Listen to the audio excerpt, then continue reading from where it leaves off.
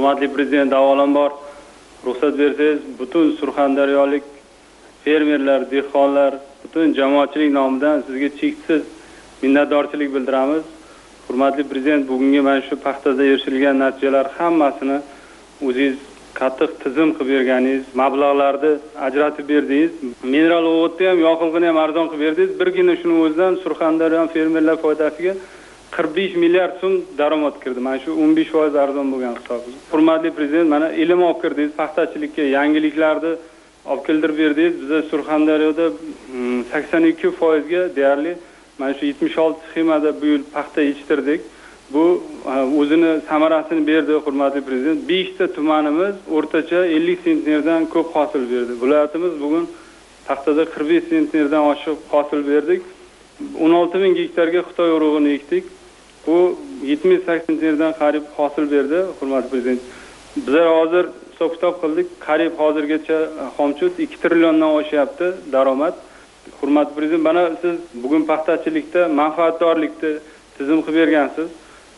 O'zi yetishtirgan, o'zi mablag' bergan klasterlarga 10% gacha ustama pul to'lab beryapsiz. Ikkita klasterimiz to'liq o'z mablag'idan 4 ta tumandagi paxtani yetishtiryapti. Ularga 50 milliarddan oshiq daromad ko'ryapti. Birgina mana shu siz yaratib bergan tizim asosida. Surxondaryo 2 yildan burin yuqori darajaga erishyapti. 45 sentner juda katta yutuq Surxondaryo uchun. Shuning uchun yana bir marta tabriklab, Surxondaryo xalqini, dehqonlarini, fermerlarni, klasterlarga men nomidan rahmat deb qo'ygan. Bular katta rahmat, hurmatli prezident, katta rahmat.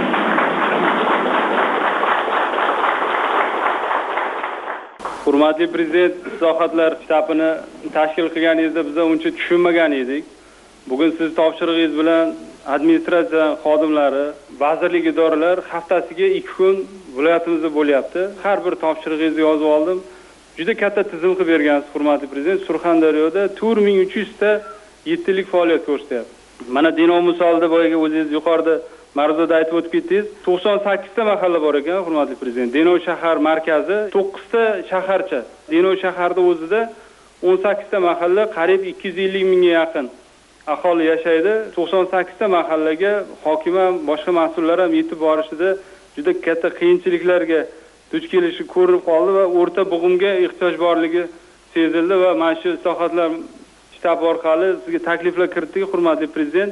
Denov shaharida 18 ta faoliyatini muvofiqlashtirish uchun Denov shahar ma'muriyati va bugun 9 ta shaharchalarda bitta markaziy mahallasida shaharcha fuqarolar yig'inlarini tashkil etish, har biri bir-biriga yaqin bo'lgan qishloq mahallalardan 3 tadan 6 tagacha bitta markaziy mahalla maqomini berish bo'yicha taklif kiritdik, hurmatli prezident. Hozir jami bo'lib 25 ta bo'lar ekan.